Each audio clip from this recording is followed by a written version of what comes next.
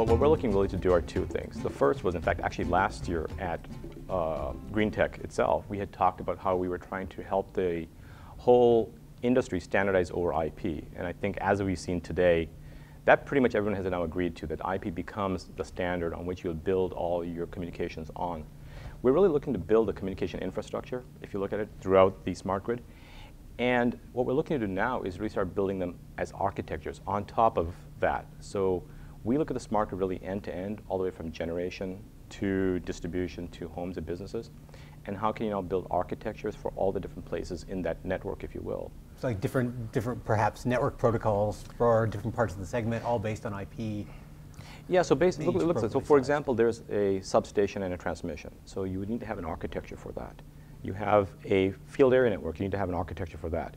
Its requirements are different than those, say, in the transmission substation in terms of the functionality that it runs.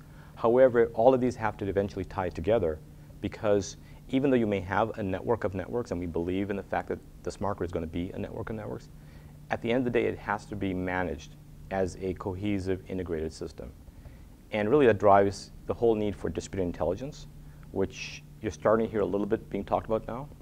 You're hearing a little bit about network management, because no one's yet talking about, because everyone's really talking more about rate cases. But when you start getting to really implementing it, these are some of the things that we're going to have to address. And then, of course, security.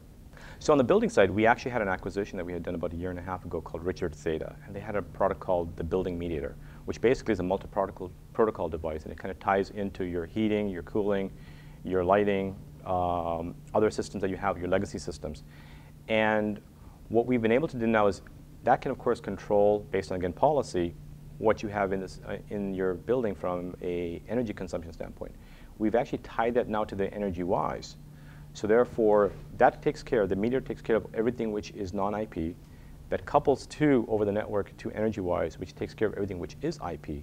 And now you have a entirely controlled system. So imagine, let's say, for example, an IT person wishes to turn off the lights in a remote building. He can do so basically off of his own computer screen and handle not just the lighting, but also any of the devices that are there. Can you hook it into motion sensors and things like that, saying, okay, no one has been in this conference room for 25 minutes.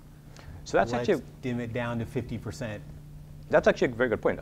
You can tie it into other things. So for example, I know that if there's a way to track, and maybe motion sensing is possibly one of them, if there's a way to track that there is no activity in there, you can have that be a trigger going into the mediator or going into the switch to say, okay, now this is the trigger to turn things off.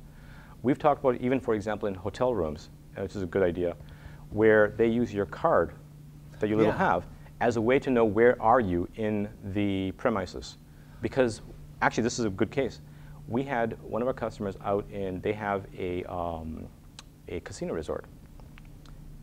The largest expense that they have, that is a, what do you call, an expense that they could potentially defer, is energy consumption. People leave their air conditioning on when they're not in the rooms.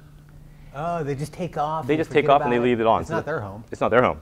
So imagine now, if they know, if the card knows that you're not in the room, and you're fairly away from, because you can have any kind of RF or other kind of mechanism built into your card to know where you are, shut down the air conditioning or keep it at a certain temperature that is going to be maintained, and then when you get in the proximity, bring it back up again.